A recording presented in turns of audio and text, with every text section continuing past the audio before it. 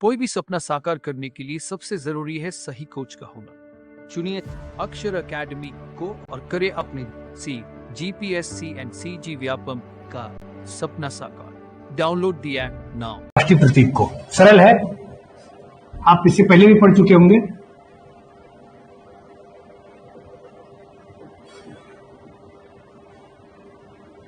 राष्ट्रीय प्रतीक में सबसे पहले लिख लीजिएगा राष्ट्रीय ध्वज।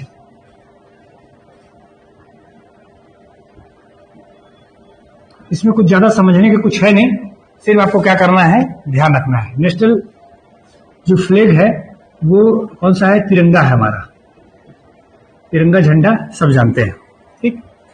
ये अंगीकृत किया गया था, इसे अंगीकृत मतलब अपनाया गया था 22 जुलाई 1947 को, 22 जुलाई 1947 को।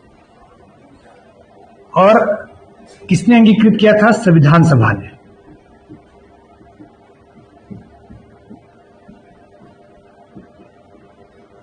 संविधान सभा ने 22 जुलाई 1947 को क्या किया? राष्ट्र ध्वज जो है, ध्वज था वो जो वर्तमान प्रारूप वाला है, उस ध्वज को क्या किया? स्वीकार किया। इससे पहले जो राष्ट्रीय ध्वज चलता था, तिरंगा चलता था, लेकिन वो चरखा युक्त हुआ करता था। ये वाला कैसा हो गया?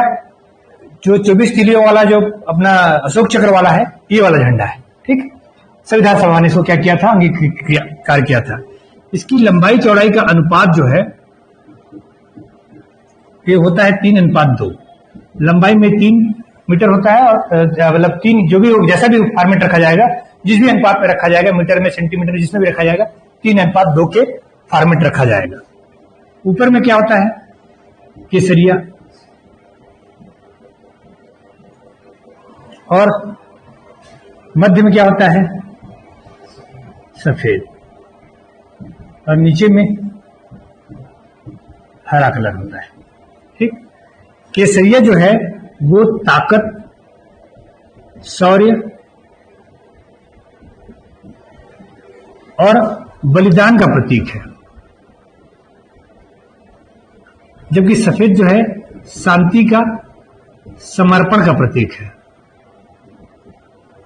और हरा रंग किसका प्रतीक है? विकास और उर्वरता का।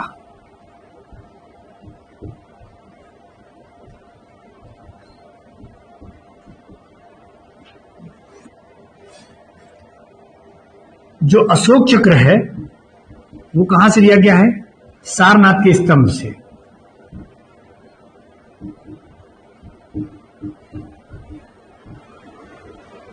अशोक चक्र कहां से गया है? सारनाथ के स्तंभ में, जो 24 तीलियों वाला है, ठीक है। इस राष्ट्र ध्वज का डिजाइन तैयार किया है पिंगाली वेंकैया, पिंगाली वेंकैया ने।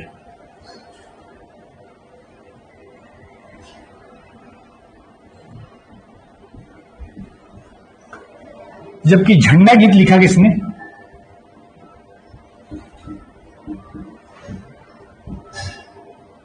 श्यामलाल गुप्ता जी ने। और एक चीज और ध्यान सकते हैं, देश का सबसे ऊंचा झंडा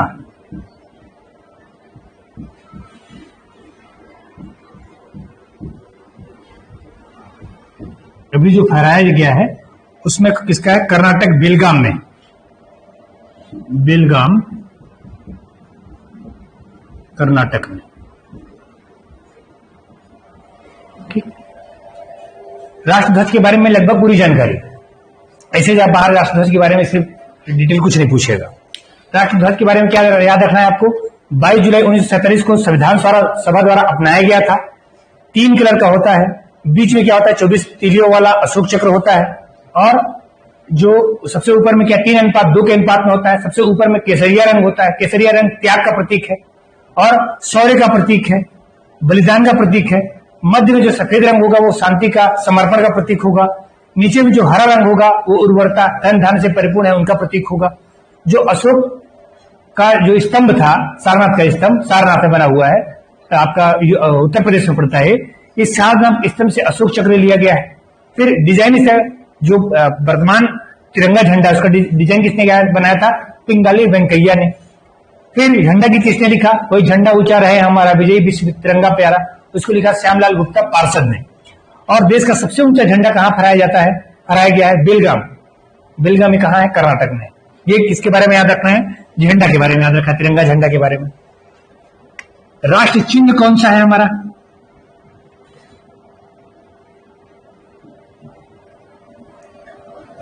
नेशनल एम्बल बोलते हैं सारनाथ का स्तंभ। सारनाथ का जो 3 शेर वाला होता है, ये हमारा क्या है? राष्ट्रीय प्रतीक चिन्ह है। इसमें क्या है? एक तो 3 शेर है, ठीक। नीचे जो है दाएं में ये है आपका कौन? एक सांड का फोटो होता है, और मध्य में जो है क्या होगा? चक्र होगा, और बाईं ओर होगा कौन? एक घोड़ा। ध्यान ये रखना है कि सारनाथ का जो स्तंभ है, उस स्तंभ में 4 शेर है। सारनाथ के स्तंभ में कितने शेर हैं? 4 शेर है। लेकिन हमारे राज्य चिन्ह में कितना शेर लिया गया? राष्ट्र चिन्ह में कितना लिया गया है? 3 ही शेर है, क्योंकि जो पीछे का शेर है वो दिखाई नहीं देता है। 3D फोटो थोड़ी ना बना सकते हैं कि चारों तरफ दिखेगा, तो पीछे का जो शेर है वो दिखाई नहीं देता है। राष्ट्र चिन्ह में 3 शेर, जबकि सारनाथ का स्तंभ में अगर पूछा गया कितने शेर हैं, तो 4 शेर है, चारों तरफ बना हुआ है। उसमें दाईं तरफ सांड का फोटो बना हुआ है दौड़ता हुआ, और मध्य में क्या है? चक्र है, और सिक्का उक्का में अक्सर आप देख सकते हैं, और बाईं तरफ क्या है? घोड़ा है, ठीक। इसको मान्यता मिली, जो चिन्ह है इसको कब मान्यता मिली है? 26 जनवरी 1950 को। 26 जनवरी 1950 को क्या मिली है? मान्यता मिली है। ये ध्यान रखना है, पूछा हुआ है, कई बार पूछा हुआ है। अब जो शेर होता है, वो शेर किसका प्रतीक होता है?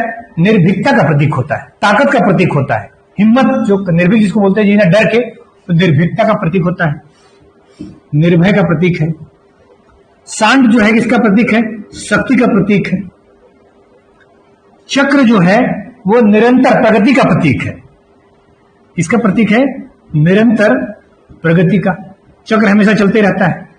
और घोड़ा जो अभी, ये भी शक्ति का प्रतीक है, ठीक। और सांड का आप क्या कर सकते हो कि जो कृषि प्रधान व्यवस्था है, कृषि प्रधान व्यवस्था, इसका भी प्रतीक है। सांड को, क्योंकि हम लोग बैलों से खेती किया करते थे, अभी भी किया करते हैं, तो सांड कृषि प्रधान व्यवस्था का प्रतीक है, साथ में शक्ति का प्रतीक है।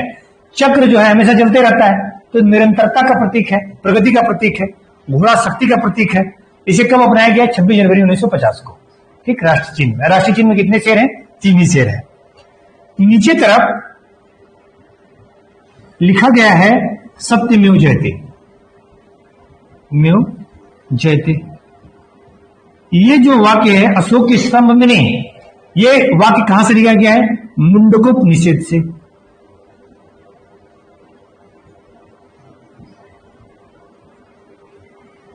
मुंडकोपनिषद से क्या लिया गया है? सत्यमेव जयते, सत्य की हमेशा विजय होती है। ये कहां से लिया गया है? मुंडकोपनिषद से।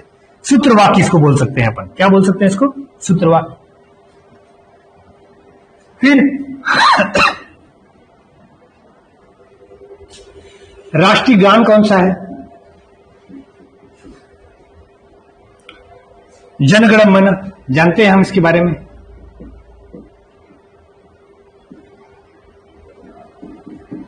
ठीक। इसकी रचना किसने की थी? किसने? रविंद्रनाथ टैगोर ने। अच्छा, टैगोर के बारे में बताऊं। टैगोर एक ऐसे व्यक्ति हैं जिनके, अच्छा, टैगोर ऐसे व्यक्ति हैं जिन्होंने क्या किया है? 2 राष्ट्रों का राष्ट्रगान लिखा है। एक बांग्लादेश का भी राष्ट्रगान, अमार सोमार बांग्लादेश का राष्ट्रीय गान है, और एक भारत का जो है, जो जनगण मन है, ये भी दोनों लिखा है। इसको टैगोर ने 1912 में तत्वबोधिनी जो पत्रिका थी, उस पत्रिका में क्या किया था? प्रकाशित किया था। ठीक, इसको सबसे पहले इसका प्रथम गायन ये 27 दिसंबर 1911 को इन्हीं की भतीजी सरला बाला चौधरी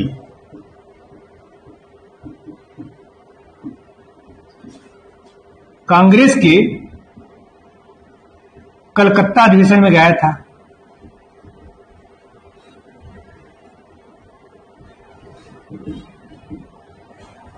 इस गाने को सबसे पहले किसने गाया था? सरला बाला चौधरी ने कलकत्ता अधिवेशन में इसको मतलब गायन किया था। पहली बार अगर कोई गायन किया था तो सरला बाला चौधरी, जो इनकी भतीजी, किनके? रविन्द्रनाथ टैगोर की भतीजी। इनका जो रचना है, ये मूल रचना जो है ना, इसमें किसमें है? बांग्ला में है। ठीक, लेकिन राष्ट्रगान के रूप में हिंदी वर्जन को अपनाया गया है। राष्ट्रीय गान जो गाया जाता है वो हिंदी वाला वर्जन है, बांग्ला वाला वर्जन नहीं। ठीक है, मूल रूप से जब रचना किया गया था तत्वबोधि में जो प्रकाशित हुआ था वो कौन सा वर्जन था? बांग्ला वाला था। इसको भी पूछा हुआ कि मूल रूप से किस में लिखा गया है, तो मूल रूप से बांग्ला में लिखा गया है, लेकिन इसके हिंदी वर्जन को क्या किया गया था? राष्ट्रगान के रूप में जनगण मन को अपनाया गया। और क्या चीज है? इसको 24 जनवरी 1950 को संविधान सभा ने क्या किया? अंगीकृत किया।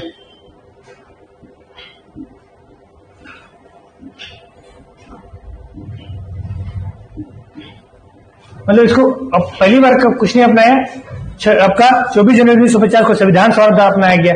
संविधान सभा के लोगों ने उनको मान्यता दी। ठीक, इसका जो गायन समय होता है वो होता है 52 सेकेंड का। 52 सेकंड में लगभग आप क्या कर सकते हो? गा सकते हो। लेकिन अगर संक्षिप्त रूप में इसको गाते हो तो ये कितने दिन में गाता है? 20 सेकंड में।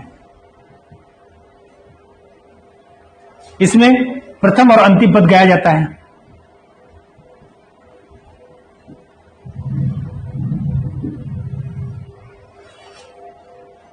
ठीक, इसमें प्रथम और क्या किया जाता है? अंतिम पद गायन किया जाता है। फिर से एक बार रिवीजन कर लीजिए। राष्ट्रध्वज है हमारा तिरंगा। तिरंगा को अंगीकृत किया गया 22 जुलाई 1947 को। डेट याद रखना महत्वपूर्ण है। इसको संविधान सभा ने अपनाया। 3.2 के अनुपात में है। इसका डिजाइन किसने बनाया था? आपका पिंगाली वेंकैया ने। ऊपर में केसरिया रंग होता है जो किसका प्रतीक है? ताकत का, शौर्य का और बलिदान का। मध्य में शांति और समर्पण का प्रतीक है, और नीचे हरा रंग जो है उर्वरता का प्रतीक है और विकास का प्रतीक है। अशोक स्तंभ के सारनाथ स्तंभ से इसको लिया गया, अशोक चक्र को। फिर डिजाइन पिंगाली वेंकैया ने बनाया। झंडा गीत जो झंडा ऊंचा रहे हमारा, श्यामलाल गुप्ता पार्षद ने लिखा। देश का सबसे ऊंचा झंडा अभी वर्तमान में बेलगाम में है, कर्नाटक में। ठीक, दूसरा आपको ध्यान है, चिन्ह जो सारनाथ में जो 3 शेर हैं वो राष्ट्रीय प्रतीक चिन्ह लिया गया है। उसमें क्या क्या है? 3 शेर हैं जो निर्भयता का प्रतीक होता है, ताकत शौर्य का प्रतीक होता है। नीचे में जो है दाएं तरफ जो सांड होता है वो तो कृषि प्रधान अर्थव्यवस्था का और दूसरा सत्य का प्रतीक होता है। मध्य में जो चक्र होता है निरंतर प्रगति का प्रतीक होता है, और बाईं तरफ जो घोड़ा हो शक्ति का प्रतीक होता है। 26 जनवरी 1950 को उसको संविधान सभा ने क्या किया? अपना लिया। और जो नीचे लिखा होगा सत्यमेव जयते, वो कहां से लिया गया है? मुंडको उपनिषद से लिया गया। ये भी पूछा हुआ है, इन चीजों को ध्यान रखना है। इसमें कुछ ज्यादा समझना नहीं, सीधे सीधे आपको क्या करना पड़ेगा? रखना पड़ेगा। तो कुछ समझा नहीं रहा हूं मैं आपको।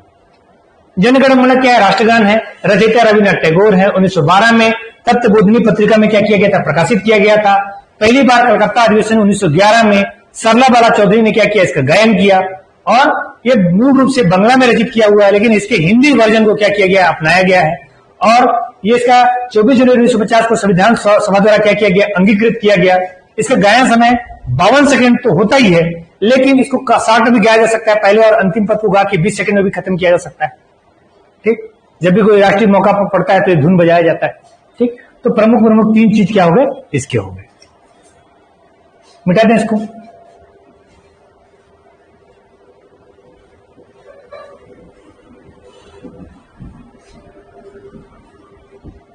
इसमें से ज्यादा चीज आप जानते रहे होंगे।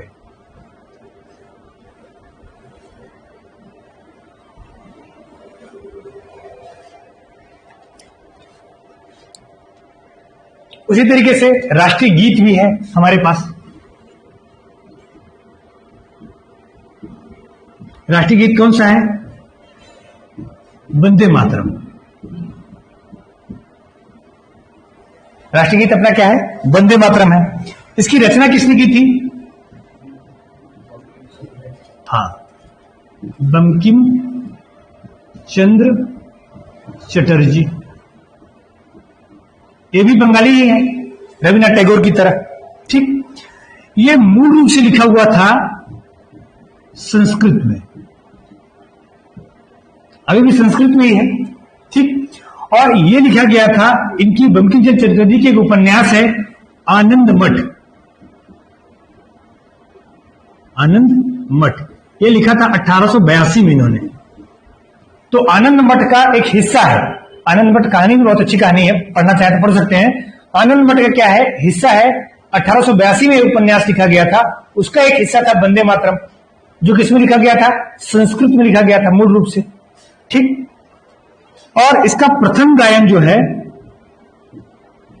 बड़ा ही सहयोग है, रविन्द्रनाथ टैगोर ने गाया था।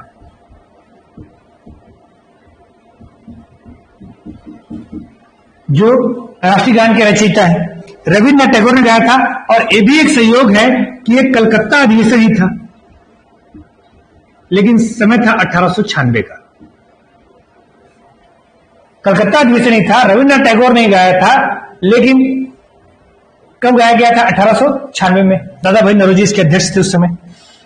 इसका गायन समय जो है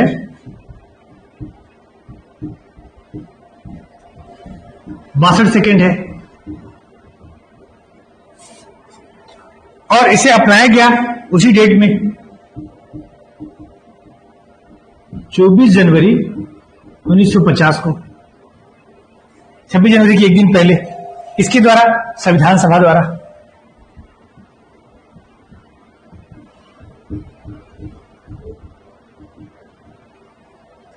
ठीक,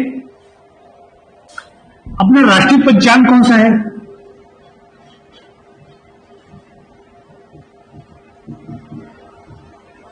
पंचांग मतलब समझ रहे? कैलेंडर। राष्ट्रीय पंचांग अपना क्या है? नेशनल कैलेंडर है। ये है हमारा शक संवत। ठीक, जो कब से प्रारंभ हुआ है? 78 एडी से शुरू हुआ है। किसके काल में? कनिष्क के काल में। कनिष्क का राज्यारोहण भी 78 एडी में ही हुआ था। 78 एडी कनिष्क का जो राज्यारोहण हुआ है, मतलब अपने सिंहासन पर बैठा था, वो भी 78 एडी में ही बैठा था।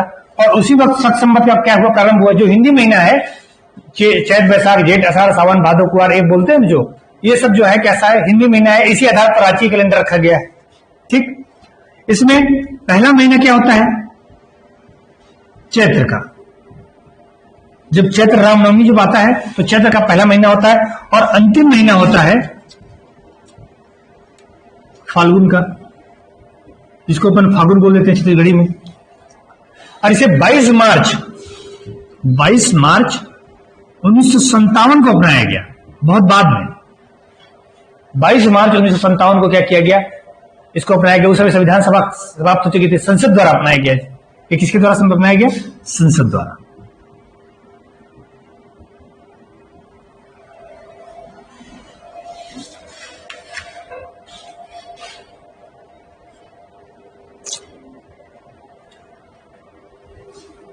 फिर छोटे छोटे और भी हैं। राष्ट्रीय पशु कौन है? बाघ। याद रखिएगा, शेर नहीं, बाघ है।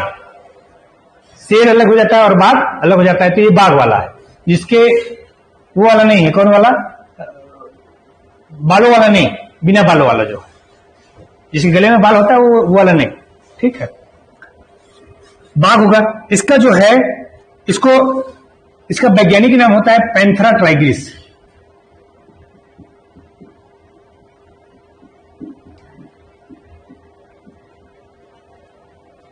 और एक इसका कुल का नाम है लीनियस।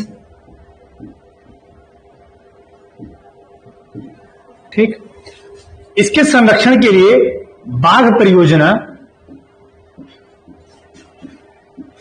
प्रारंभ की 1973 से। ठीक, राष्ट्रीय पशु कौन सा है? बाघ है हमारा, पैंथरा ट्राइडिस बोलते हैं इसको, वैज्ञानिक नाम लिनियस इसका कुल है। 1973 में बाघ परियोजना, बाघ को संरक्षण देने के लिए बाघ परियोजना संचालित की जा रही है। राष्ट्रीय पक्षी कौन सी है? मोर।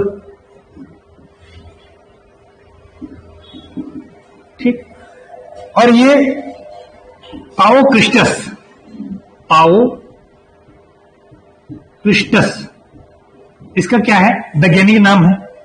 ठीक, इसका संरक्षण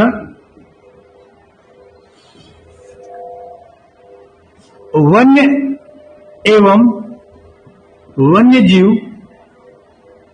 संरक्षण अधिनियम 1972 के तहत किया जाता है।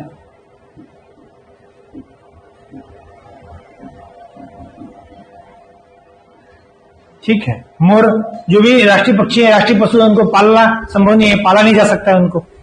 ठीक, राष्ट्रीय पुष्प कौन सा है हमारा?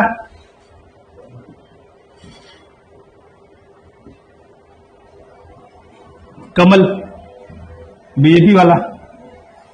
ठीक, इसको बोलते हैं न्यूसीफेरा इंडिका।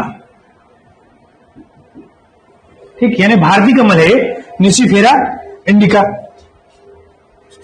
राष्ट्रीय पुष्प कमल तो है, लेकिन इसके साथ में और याद रखिएगा कि ये हरियाणा का और कर्नाटक का भी राष्ट्रीय पुष्प, राज्य पुष्प है। दो राज्य इसको और क्या करते हैं? राज्य पुष्प के रूप में मान्यता देकर रखे हुए हैं। राष्ट्रीय वृक्ष कौन सा है? बट वृक्ष, बनियान, वट ही बोलते हैं। ठीक, राष्ट्रीय फल कौन सा है? अभी मौसम में आया है, आम। ठीक, और क्या पूछा?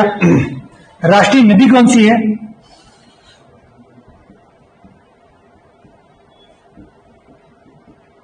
गंगा, जो भारत में बहने वाली सबसे लंबी नदी है। ठीक है, राष्ट्रीय जलीय जीव कौन सा है?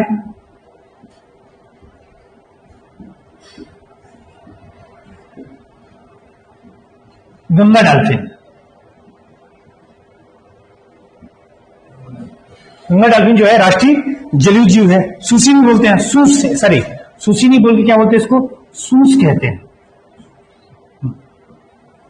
ठीक, स्थानीय स्तर पर इसको ये 5 अक्टूबर 2009 को घोषित किया गया था। 5 अक्टूबर 2009 को। ठीक, राष्ट्रीय नदी गंगा हो गई, राष्ट्रीय जलीय जीव कौन हो गया? गंगा डॉल्फिन। 5 अक्टूबर 2009 को सूस को जो है क्या किया गया? घोषित किया गया। राष्ट्रीय विरासत पशु, राष्ट्रीय विरासत पशु कौन है? हाथी है। और इसको घोषित किया गया था 22 अक्टूबर 2010 को।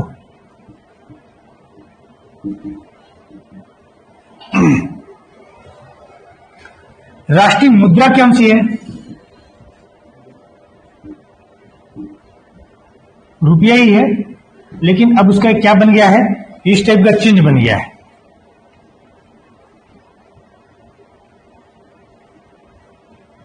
दो रहता है, एक रहता है, दो रहता है। ठीक, ये चिन्ह जो है इसका निर्माण किया था डी उदय कुमार ने। ठीक, और ये कब किया था? 15 जुलाई 2010 का, 15 जुलाई 2010 को। और ये विश्व का 5वां है, विश्व का 5वां निशान है। मैं इससे पहले कौन कौन कर चुके हैं? बहुत सारे लोग कर चुके हैं। अमेरिका का है, जापान का है, चीन का है। ठीक है, राष्ट्रगीत में याद रखिएगा वंदे मातरम। रचना किसने किया था? बंकिम चटर्जी ने। आनंद मत जो कब लिखा गया था? 1882 में। क्रांतिकारी पत्रिका है, मतलब उपन्यास है वो भी। इसका प्रथम गायक रविन्द्रनाथ टैगोर ने गाया। कब गया? कलकत्ता में 1896 में। ठीक, कलकत्ता अधिवेशन, कांग्रेस का अधिवेशन हुआ करता था। गायन समय 62 है और इसको अपनाया गया 24 जनवरी 1950 को राष्ट्रीय गान के साथ ही संविधान सभा द्वारा इसको अपनाया गया।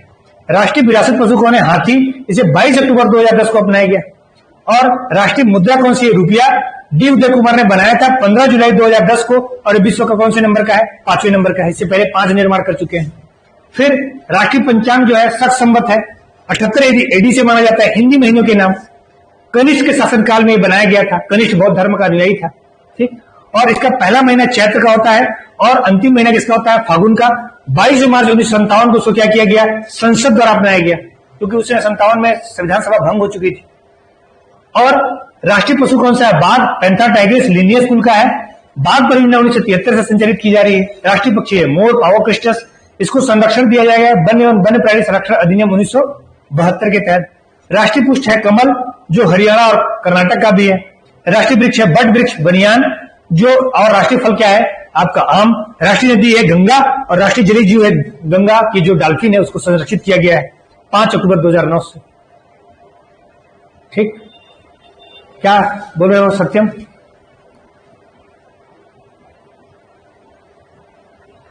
क्या पूछ रहे हो सत्यम?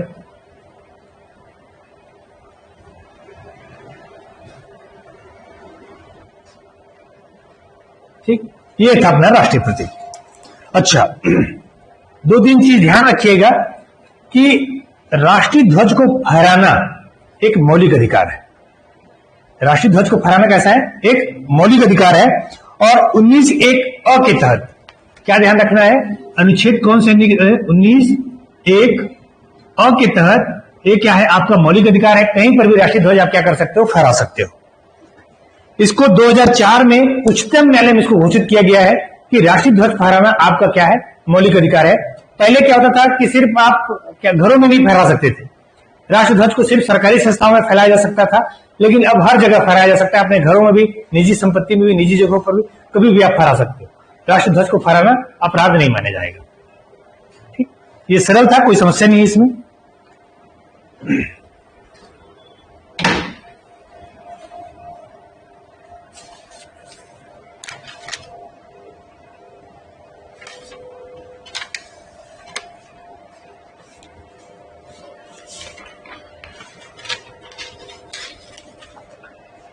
अब अपन पढ़ लेते हैं संविधान के स्रोत, कहां से संविधान लिया गया है और क्या क्या चीजें डाली गई हैं, वो अपन थोड़ा सा डिस्कस कर लेते हैं।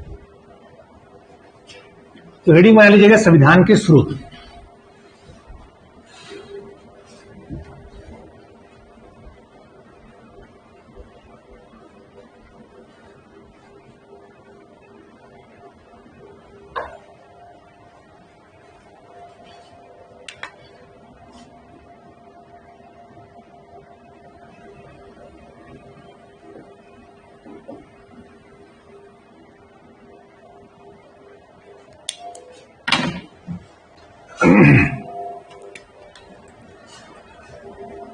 कल भी अपन चर्चा किए थे कि संविधान का मूल स्रोत क्या है?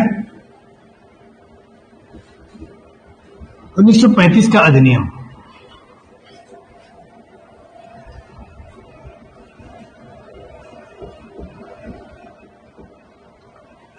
संविधान में ज्यादातर चीजें संविधान निर्माण से पहले 1935 का नियम चल रहा था। कैबिनेट मिशन योजना में भी इस बात को जिक्र किया गया था कि 1935 का अधिनियम क्या किया जाएगा, जब तक चलता रहेगा। और लगभग संविधान में लगभग 200 अनुच्छेद संविधान में, हमारे संविधान में एज इट इज स्वीकार कर लिए गए 1935 के अधिनियम की।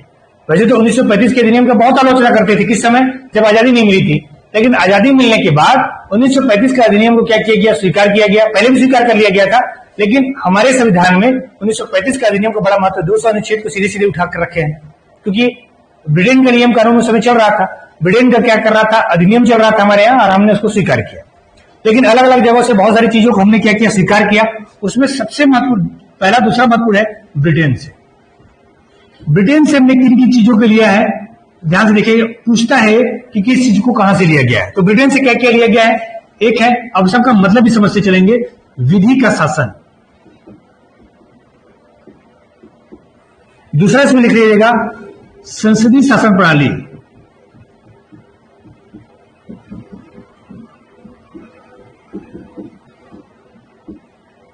तीसरे में लिखिएगा एकल नागरिकता।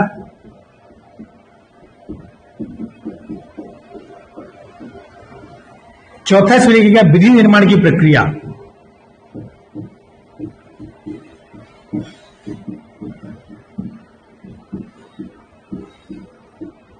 अगला लिख लीजिएगा सर्वाधिक मतों के आधार पर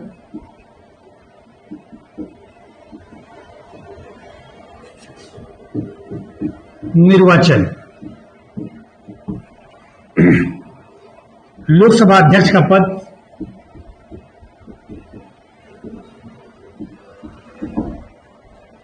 संसदीय विशेषाधिकार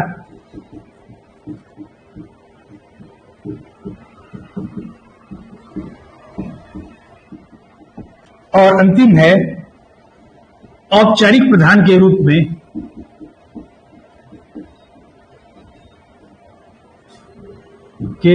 में राष्ट्रपति।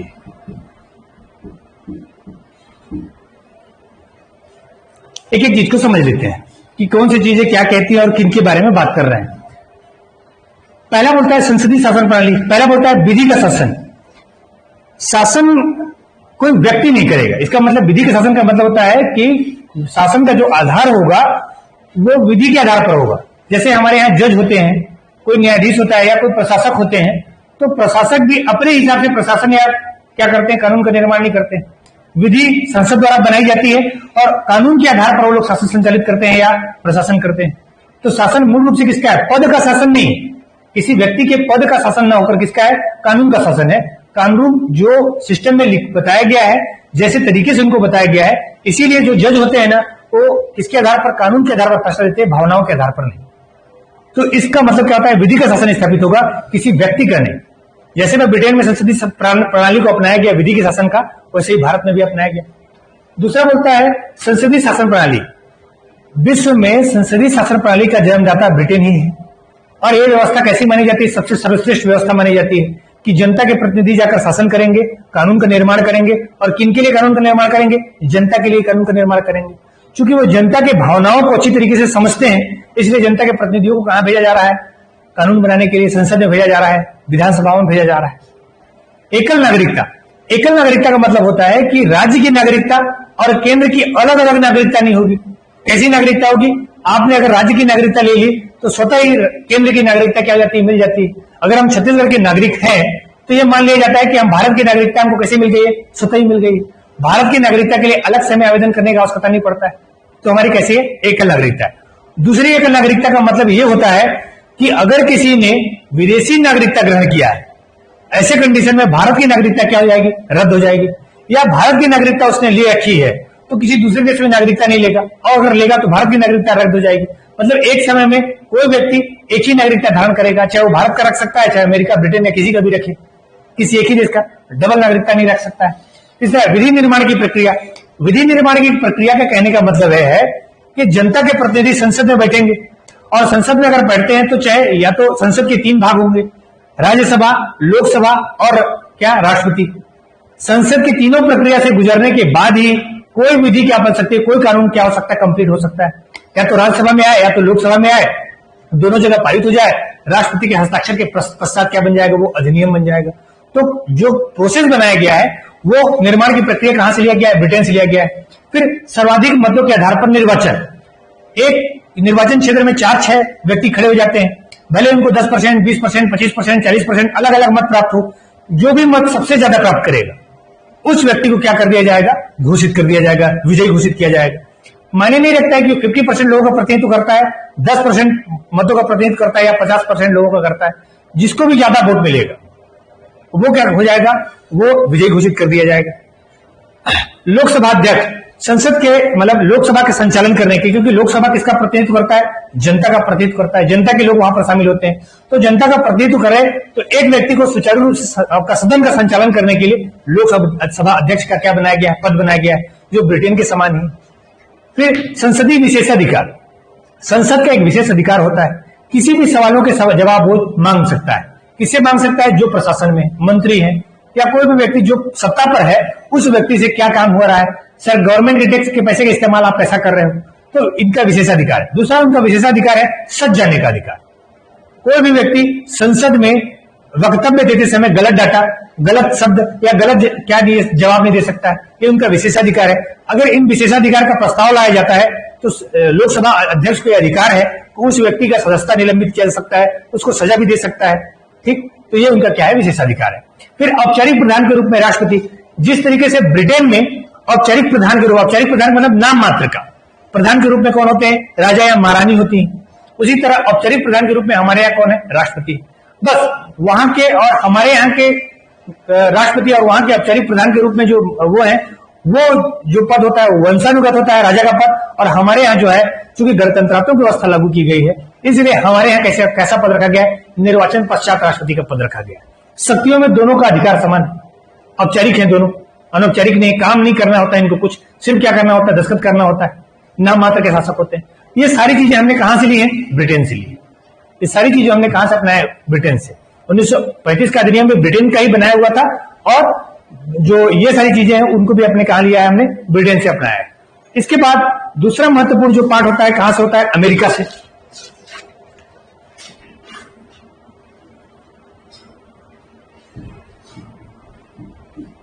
क्या क्या चीजें ली है अमेरिका से? पहला चीज है प्रस्तावना के शब्द।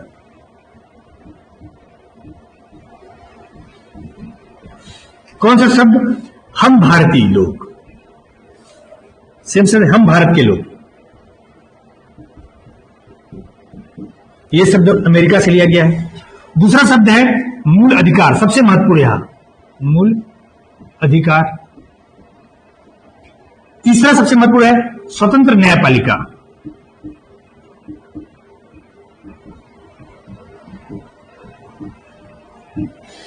चौथा महत्वपूर्ण है न्यायिक पुनरावलोकन।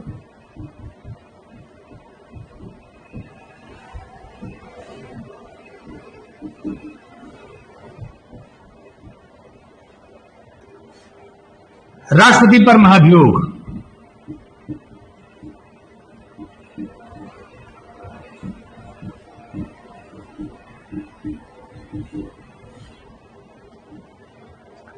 जनहित याचिका।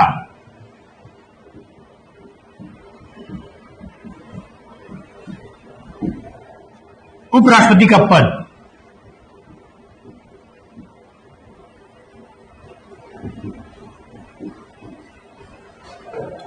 और संविधान की सर्वोच्चता।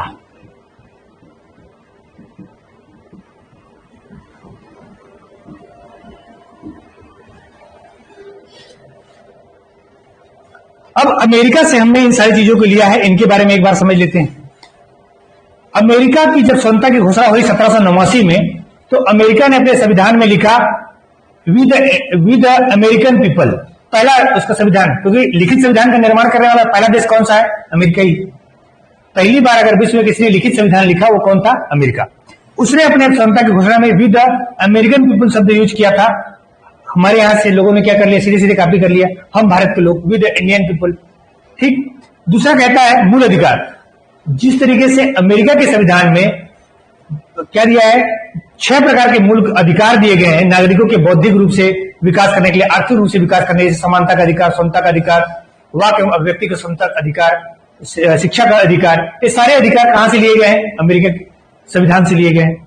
स्वतंत्र न्यायपालिका। जिस तरीके से हमारी न्यायपालिका जो है, नियुक्ति जरूर कहां से होता है, संसद द्वारा होता है, राष्ट्रपति द्वारा होता है, लेकिन कैसे हो जाती है, नियुक्ति करने के बाद वो पूरी तरीके से डिसीजन करने के लिए क्या है, पूरी तरीके से स्वतंत्र है। ऐसे कंडीशन में हमारे यहाँ अमेरिका में भी वैसे ही स्वतंत्रता व्यवस्था दिया गया है। न्यायिक पुनर्विवेचन। न्यायिक पुनर्विवेचन ये धारा 127 में, अनुच्छेद 127, 137 में बताया गया है। इसका मतलब ये होता है कि न्यायपालिका अपने किसी भी निर्णय को पुनर्विचार कर सकती है, बदल सकती है। सिर्फ अपने ही निर्णय को नहीं, बल्कि वो संसद द्वारा या किसी अध्यादेश द्वारा जो निर्मित या पारित जो कानून होंगे, उन कानूनों को भी क्या कर सकती है, रद्द कर सकती है, समाप्त कर सकती है, अवैध कर सकती है, या कुछ समय तक लिए उसको रोक सकती है, उस पर क्या लगा सकती है, प्रतिबंध लगा सकती है। ये न्यायिक पुनर्विलोकन की जो शक्ति है, न्यायपालिका को क्या बनाता है, ये संविधान की सर्वोच्चता, संविधान को क्या बनाता है, सर्वोच्च बना देता है। ठीक, क्योंकि संविधान अंतिम है, क्योंकि ये ताकत दिया है कहां से, अमेरिका से मिला हुआ है। फिर बोलता है राष्ट्रपति पर महाभियोग। राष्ट्रपति पर भी आर्टिकल 61 के तहत महाभियोग की प्रक्रिया से हटाया जा सकता है, और उसको जब वो संविधान के प्रावधानों का उल्लंघन करे तो राष्ट्रपति को हटाया जा सकता है। इसकी प्रक्रिया कहां बताई गई है? अनुच्छेद 61 में बताई गई है, जो कहां से लिया गया है? अमेरिका के संविधान से लिया गया है।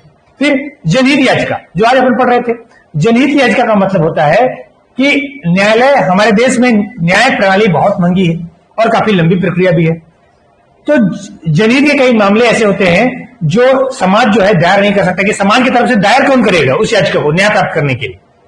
तो ऐसे कंडीशन पर जो न्यायाधीश सुप्रीम कोर्ट है या हाई कोर्ट है, वो किसी पोस्ट कार्ड के माध्यम से किसी ने भेज दिया उनको, या समाचार पत्र के माध्यम से, या किसी भी तरीके से सूचना प्राप्त हो जाए तो खुद से याचिका स्वीकार कर लेते हैं, अपने मन से याचिका स्वीकार कर सकते हैं। लेकिन मामला कैसा होना चाहिए? विशाल जन समुदाय को याचिका से जुड़ा हुआ हो। तो ऐसे मामलों को जनहित याचिका, ये कहां से लिया गया है? अमेरिका से। उपराष्ट्रपति का पद नाम मात्र का है भी, उपराष्ट्रपति का पद वो कहां से लिया गया है? संविधान की सर्वोच्चता, अमेरिका के संविधान में भी कैसा दिया गया है? संविधान सर्वोच्च है, लोग आते जाते रहेंगे, पद आता जाता रहेगा, लेकिन संविधान क्या है? स्थिर रहने वाला है। संविधान क्या रहेगा? सर्वोच्च रहेगा। ये सारी चीजें कहां से ली गई हैं? अमेरिका के स्वतंत्रता से, घोषणा से ली गई। इसके अलावा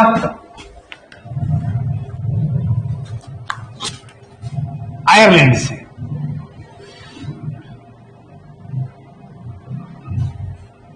आयरलैंड से क्या क्या चीज लिया गया है? एक तो नीति निर्देशक तत्व,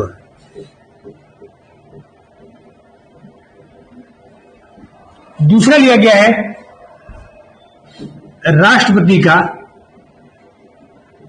निर्वाचक मंडल। ये सब चीजें आगे अपन पढ़ेंगे, अभी सिर्फ इतना ही लिखना है आपको। और राज्य सभा में राष्ट्रपति द्वारा सदस्यों का मनोनयन, ये आयरलैंड से लिया गया है। अगला लिख लेते हैं, कनाडा का भी लिख लेते हैं। कनाडा से क्या क्या लिया गया है? एक तो लिया है संघात्मक शासन व्यवस्था, दूसरा शक्ति विभाजन, राज्य सूची, संघ सूची और संवर्ती सूची।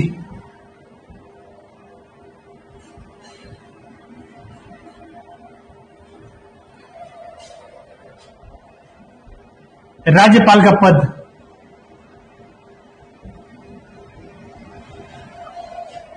और उच्चतम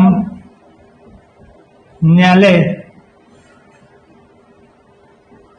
का परामर्शी शक्ति। अब दो का देख लीजिए आप क्या क्या चीजें हैं, एक आयरलैंड से और एक कनाडा से। आयरलैंड से लिया गया है नीति निर्देशक तत्व। नीति निर्देशक तत्व का मतलब होता है भाग 4 में अनुच्छेद 35 से लेकर 51 तक, जो आगे अपन पढ़ने वाले हैं, नीति निर्देशक तत्व का वर्णन किया गया है। जैसे मूल अधिकार अमेरिका से लिए गए हैं, वैसे नीति निर्देशक तत्व कहां से लिए गए हैं? आयरलैंड से लिए गए हैं। मूल अधिकार कैसे हैं? नागरिकों के लिए अनिवार्य है, लागू करवाए जा सकते हैं कोर्ट में। लेकिन नीति निर्देशक तत्व जो होते हैं वो ऐसे अधिकार हैं जो किस पर निर्भर कर दिया गया है? राज्यों पर निर्भर कर दिया गया है। राज्य को कल्याणकारी राज्य बनाने के लिए, अच्छा राज्य बनाने के लिए एक पथ प्रदर्शक की भूमिका है कि अगर राज्य कभी भविष्य में किसी राज्य को क्या बनाना चाहे, सुंदर बनाना चाहे, अच्छा बनाना चाहे, तो किस दिशा में वो लोग कानून का निर्माण कर सकते हैं। इस पथ प्रदर्शक की भूमिका में क्या रखा गया है? नीति निर्देशक तत्व। दूसरा बताया गया राष्ट्रपति का निर्वाचक मंडल। यहां बताया गया राष्ट्रपति का औपचारिक प्रधान के रूप में राष्ट्रपति ब्रिटेन से, दूसरा बताया गया राष्ट्रपति पर महाभियोग अमेरिका से, और राष्ट्रपति का निर्वाचक मंडल मतलब राष्ट्रपति को कौन लोग चुनेंगे। इसमें बताया गया है आयरलैंड से संविधान से कि राष्ट्रपति के निर्वाचक मंडल में राज्यसभा, लोकसभा और विधानसभा के सभी निर्वाचित सदस्य, सभी सदस्य नहीं, कौन? सिर्फ और सिर्फ निर्वाचित सदस्य, जो निर्वाचन के माध्यम से आए हुए मनोनीत सदस्य नहीं होने चाहिए वो। ये निर्वाचक मंडल की व्यवस्था कहां से बताई गई? राष्ट्रमंडल। फिर राज्यसभा में राष्ट्रपति द्वारा मनोनयन। राष्ट्रपति राज्यसभा में साहित्य, कला, विज्ञान, समाज सेवा और खेल क्षेत्र से 12 सदस्यों का क्या करता है? मनोनयन करता है। जो क्योंकि इन क्षेत्रों को कई बार चुनाव से जीत कर नहीं आ पाते हैं लोग, तो इन क्षेत्रों को क्या मिल सके, प्रतिनिधित्व मिल सके, इसलिए ऐसे सदस्यों को क्या किया जाता है, राष्ट्रपति द्वारा मनोनयन किया जाता है, लेकिन वो राज्यसभा में होता है। ये बताया गया। कनाडा से क्या गया है, कनाडा खुद एक संघीय देश है, संघात्मक शासन व्यवस्था। भारत के संविधान में भी कहा गया है कि भारत जो है, इंडिया जो है, एक राज्यों का संघ होगा। राज्यों का कैसा होगा, संघ होगा। राज्य स्वतंत्र रूप से काम करने के लिए तैयार है, लेकिन संघ के रूप में छोटे छोटे राज्यों का और केंद्र शासित प्रदेशों का क्या होगा, हमारा देश राज्यों का संघ होगा। तो संघात्मक व्यवस्था को वहीं से अपनाया गया है। शक्ति विभाजन, शक्ति विभाजन का मतलब है कि राज्य सरकार और केंद्र सरकार अलग अलग विषयों पर क्या बनाएंगे, कानून निर्माण करेंगे। राज्य सूची के विषय पर कानून निर्माण कौन करेगा, राज्य करेंगे। संघ सूची पर कानून निर्माण कौन करेगा, केंद्र करेगा। और संवर्धित सूची के विषय पर दोनों कानून कौन बनाएंगे, राज्य और केंद्र दोनों मिलकर बनाएंगे। लेकिन ऐसी स्थिति में कि राज्य और केंद्र दोनों अगर कानून बना रहे हैं, तो केंद्र सरकार का कानून क्या होगा, सर्वमान्य होगा, पहले उसको माना जाएगा। और जो विषय राज्य सूची, संघ सूची या संवर्धित सूची में नहीं रखे गए हैं, उन विषयों को अवशिष्ट सूची कहा जाता है। ठीक, जो नए विषय होंगे अवशिष्ट, वो किसके पास होगा, केंद्र सरकार के पास होगा। राज्यपाल का पद, चूंकि संघात्मक व्यवस्था में राज्यों का कौन होगा, संघ होगा भारत, तो राज्यों का संघ होने के नाते राज्यों में कोई प्रतिनिधि होना चाहिए संघ का, केंद्र का। तो केंद्र के प्रतिनिधि के तौर पर राज्यपाल का क्या रखा गया है, पद रखा गया है। फिर उच्चतम न्यायालय का परामर्शी अधिकार, अगर किसी भी मामले में आर्टिकल 143 के तहत राष्ट्रपति अगर चाहे तो किसी भी मामले में उच्चतम न्यायालय और उच्च न्यायालय से क्या ले सकता है, परामर्श ले सकता है। और यह अधिकार सिर्फ उच्चतम न्यायालय और उच्च न्यायालय को प्राप्त है। यह सलाह देने के लिए उच्चतम न्यायालय उच्च न्यायालय बाध्य नहीं है, लेकिन सलाह वो मांग सकता है। और सलाह देने के बाद राष्ट्रपति भी उसको मानने के लिए बाध्य नहीं। उसकी इच्छा होगा तो मानेगा, इच्छा नहीं होगा तो नहीं मानेगा। लेकिन यह अधिकार कहां से लिया गया, आपने कनाडा से लिया गया है। इसके बाद ऑस्ट्रेलिया,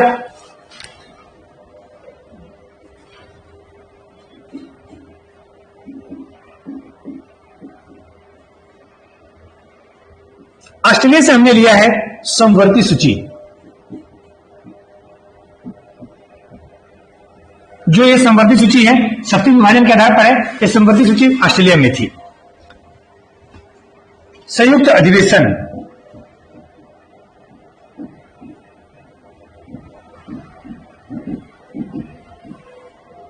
और क्या है, व्यापार, वाणिज्य,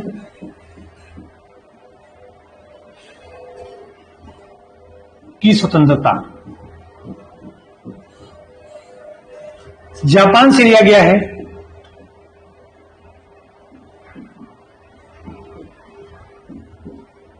विधि द्वारा स्थापित प्रक्रिया अनुच्छेद 21 की शब्दावली या प्राण एवं दैहिक स्वतंत्रता का अधिकार। दक्षिण अफ्रीका से लिया गया है संविधान संशोधन की प्रक्रिया 368 और राज्य सभा सदस्यों का निर्वाचन। फ्रांस से लिया गया है गणतंत्रात्मक व्यवस्था और स्वतंत्रता, समानता, बंधुत्व का आदर्श। रूस से लिया गया है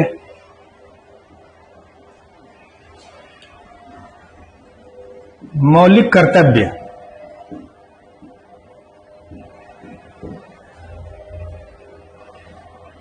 योजना आयोग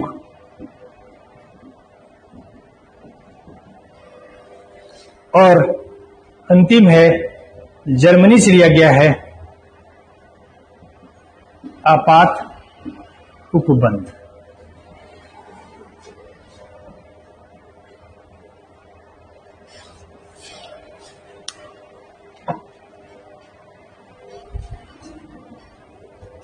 आ गया। तो मिले हैं हम लोगों को क्या करेंगे? हाँ। चल लोग खड़े बाहर। बंदर बैठे ना, बस क्लास खत्म हो रहा है। हाँ।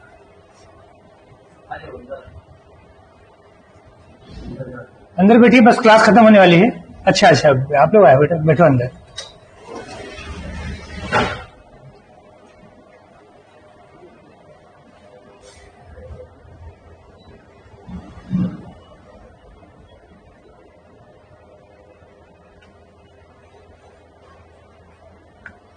दरवाजा बंद कर दो। ऑस्ट्रेलिया से लिया गया क्या? संवर्ती सूची। संवर्ती सूची वही वाली सूची जिसमें क्या बताया गया था, यहां बताया गया था शक्ति विभाजन के आधार पर उनको संवर्ती सूची की व्यवस्था बना दिया गया। संयुक्त अधिवेशन, संयुक्त अधिवेशन की व्यवस्था है आर्टिकल 108 में। ठीक, ये कब ऐसी व्यवस्था होती है? क्योंकि किसी भी कानून को पारित करने के लिए राज्यसभा में पारित होना, लोकसभा में पारित होना और राष्ट्रपति के हस्ताक्षर होना आवश्यक है। राष्ट्रपति तो मंत्रिमंडल के कहने अनुसार वो दस्तखत कर देता है, लेकिन राज्यसभा और लोकसभा में किसी मुद्दे पर क्या हो जाता है, मतभेद पैदा हो जाता है, तो राष्ट्रपति उन दोनों का आर्टिकल 108 के तहत संयुक्त अधिवेशन बैठाता है और दोनों में मतभेद दूर करने का प्रयास करता है। ये संयुक्त अधिवेशन कहां से लिया गया है? ऑस्ट्रेलिया से। और साथ में लिया गया है वाणिज्य व्यापार की स्वतंत्रता, जो कहां दिया गया है? आर्टिकल 19 में बताया गया है वाणिज्य और व्यापार हर व्यक्ति को स्वतंत्रता है, किसी तरह का व्यापार कर सकता है। जापान में बताया गया है विधि द्वारा स्थापित प्रक्रिया, प्राण एवं दैहिक स्वतंत्रता का अधिकार, या आर्टिकल 21 की शब्दावली। इसमें यह बताया गया है कि हर व्यक्ति को, चाहे वो भारतीय नागरिक हो या विदेशी नागरिक हो, तो हर व्यक्ति को प्राण एवं दैहिक स्वतंत्रता का अधिकार होगा। कब तक? जब तक विधि द्वारा प्रक्रिया स्थापित नहीं कर ली जाती। विधि द्वारा स्थापित प्रक्रिया के तहत उसको फांसी दी जा सकती है, जैसे किसी टेररिस्ट को दिया जाता है, किसी ऐसे व्यक्ति को दिया जाता है जो जघन्य अपराध करता है। तो विधि द्वारा स्थापित प्रक्रिया से उसको प्राण एवं दैहिक स्वतंत्रता के अधिकार से वंचित किया जाएगा, लेकिन कब तक नहीं किया जाएगा? जब तक विधि द्वारा स्थापित प्रक्रिया नहीं अपनाई जाएगी, तब तक नहीं किया जाएगा। यह बताया गया कहां? जापान से। बहुत महत्वपूर्ण, बार बार पूछा है। दक्षिण अफ्रीका से लिया गया है संविधान संशोधन की प्रक्रिया। भारत में संविधान संशोधन करने की प्रक्रिया भी दी गई है कि संविधान अगर बना हुआ है तो संविधान में हमें समय अनुसार क्या करना पड़ेगा? परिवर्तन करना पड़ेगा, क्योंकि समाज बदल रहा है और समाज बदलेगा तो क्या होगा? संविधान में भी परिवर्तन करना पड़ेगा। ऐसी स्थिति में आर्टिकल 368 के तहत 3 तरीके के संविधान संशोधन की प्रक्रिया बताई गई है। एक तो साधारण बहुमत से, एक विशेष बहुमत से जिसमें 2/3 बहुमत की आवश्यकता होती है, और तीसरा होता है विशेष बहुमत के साथ साथ आधे से अधिक राज्यों का क्या होना चाहिए? समर्थन। ये 3 प्रक्रिया आगे हम पढ़ेंगे, सब सारी चीजों को पढ़ेंगे। राज्यसभा सदस्यों का निर्वाचन। राज्यसभा सदस्यों का निर्वाचन कहने का मतलब है राज्यसभा जो सदस्य होते हैं वो राज्यों के प्रतिनिधित्व के लिए राज्यसभा निर्माण किया गया है। तो राज्यों के जो विधायक होते हैं वो अप्रत्यक्ष रूप से चुनकर किसको भेजते हैं? राज्यसभा सदस्यों का मनोनयन करते हैं। उसमें से 12 सदस्य को कौन मनोनयन करेगा? राष्ट्रपति। और बाकी सदस्य कैसे होंगे? निर्वाचित होंगे अप्रत्यक्ष मतदान द्वारा, एकल संक्रमणी मत पद्धति के माध्यम से। आगे अपन पढ़ेंगे एकल संक्रमणी क्या है। तो ये कहां से लिया गया? दक्षिण अफ्रीका से। फ्रांस से लिया गया है गणतंत्रात्मक व्यवस्था। गणतंत्रात्मक व्यवस्था का मतलब होता है कि हमारा जो राष्ट्राध्यक्ष होगा वो इंग्लैंड की महारानी की तरह वंशानुगत नहीं होगा, उसका निर्वाचन होगा। हमारा जो राष्ट्राध्यक्ष है राष्ट्रपति, ठीक, कौन होता है? राष्ट्रपति। वो औपचारिक प्रधान के रूप में जरूर है, लेकिन वो कैसा होता है? वंशानुगत नहीं होता है। वो कैसा होता है? राज्यसभा, लोकसभा और विधानसभा द्वारा क्या होता है? निर्वाचित होता है। तो ऐसी व्यवस्था को अपन क्या कहते हैं? गणतंत्रात्मक व्यवस्था, कि हमारा राष्ट्राध्यक्ष कैसा हो? निर्वाचित हो। ठीक, ये व्यवस्था है। फिर स्वतंत्रता, समानता और बंधुत्व का जो आदर्श है, फ्रांस की राज्य क्रांति की जो घोषणा की गई थी उसमें मूल बात यही रखी गई थी, स्वतंत्रता, समानता और बंधुत्व का आदर्श। ठीक, उसी आधार पर भारत में भी शामिल किया गया। रूस से जो है क्या किया गया है? मौलिक कर्तव्यों को। मौलिक कर्तव्य मूल संविधान में नहीं थे। मौलिक कर्तव्य मूल संविधान में नहीं थे। ये 42वें संविधान संशोधन 1942 में स्वर्ण सिंह समिति के सिफारिश के आधार पर, मूल कर्तव्य में सब चीजों को पढ़ेंगे लेकिन यहां पर बता दे रहा हूं आपको। स्वर्ण सिंह समिति की सिफारिश के आधार पर क्या किया गया था? 1976 में 42वें संविधान संशोधन 1976 में क्या किया गया था? मूल कर्तव्यों को शामिल किया गया था। रूस में इसका पालन करना अनिवार्य है, हमारे यहां पालन करना अनिवार्य नहीं। योजना आयोग जो प्लानिंग कमीशन हुआ करता था 1950 में, 12 मार्च को उसका गठन किया गया था। ये संविधान से अलग एक संस्था है, लेकिन योजना आयोग को कहां से अपनाया गया है? मूल, जो 5-5 साल के लिए क्या बनाता है? योजना बनाता है। इससे पहले क्या था? योजना आयोग था। अभी वर्तमान में उसका नाम क्या रख दिया गया है? नीति आयोग। और जर्मनी से लिया गया आपात उपबंध। आपातकाल में भारत की व्यवस्था कैसी होनी चाहिए? आर्टिकल 352, आर्टिकल 356 और आर्टिकल 360। आर्टिकल 352 में राष्ट्रीय आपातकाल के बारे में बताया गया है कि पूरे देश भर में एक साथ आपातकाल कैसे लगाया जा सकता है, जैसे इंदिरा गांधी ने लगाया था आपातकाल, ज्यादा चर्चा उसी का होता है। दूसरा आपातकाल 356 के तहत होता है, जो राष्ट्रपति शासन के नाम से जाना जाता है, उसे राज्य आपातकाल भी कहते हैं। किसी एक राज्य में या राज्य के किसी एक भाग में भी क्या किया जा सकता है, उसको लगाया जा सकता है। और तीसरा आपातकाल है जो आज तक कभी नहीं लगा है, वो कौन सा है? वित्तीय आपातकाल। आर्टिकल 360 के तहत जब साख में क्या हो जाए, वित्तीय धन कमी हो जाए, तो वित्तीय आपातकाल लगाया जा सकता है। तब ऐसी स्थिति में क्या होगा? किसी के वेतन और भत्तों की क्या किया जाएगा? कटौती कर दी जाती है। राष्ट्रपति, राज्यपाल या फिर जो न्यायाधीश होते हैं उनके वेतन और भत्तों में कटौती कर जाती है। ये आपके क्या है? मूल रूप से संविधान के मूल स्रोत है। इनको सीधे सीधे सवाल पूछता है कि विधि का शासन कहां से अपनाया गया है, संसदीय शासन प्रणाली को कहां से अपनाया गया है। इनमें सबसे महत्वपूर्ण में आपको जो पूछा गया बार बार, एक तो विधि का शासन बार बार पूछा गया, संसदीय शासन प्रणाली को पूछा गया, और ठीक दो इसमें से पूछे गए हैं। मूल अधिकार को बार बार पूछा जाता है, और किसको पूछा? महाभियोग को पूछा गया है बार बार, ठीक, और बस संविधान की सुरक्षा को भी एक बार पूछा गया है। नीति निश्चय तत्वों को कई बार पूछा गया है, ठीक, इसमें से और संघात्मक शासन व्यवस्था को पूछा गया है, बस इसमें से पूछा गया है किसको? जापान को अक्सर पूछा जाता है, विधि द्वारा स्थापित प्रक्रिया। संविधान संशोधन की प्रक्रिया को भी पूछा गया है, गणतंत्रात्मक शासन व्यवस्था को भी पूछा गया है, मौलिक कर्तव्य को भी पूछा गया है, और आपात उपबंध को भी पूछा गया है। इतने अंडरलाइन वाली चीज को रटा रहना चाहिए, पुराने क्वेश्चन से आता है, बहुत सारे सवाल पूछता है, तो आप इसको ध्यान रखिएगा। ठीक, तो आज के लिए इतना ही रखते हैं, फिर कल से अपन नया चैप्टर पढ़ेंगे, कोई भी नया। ठीक, इधर कोई क्वेश्चन हो तो पूछो।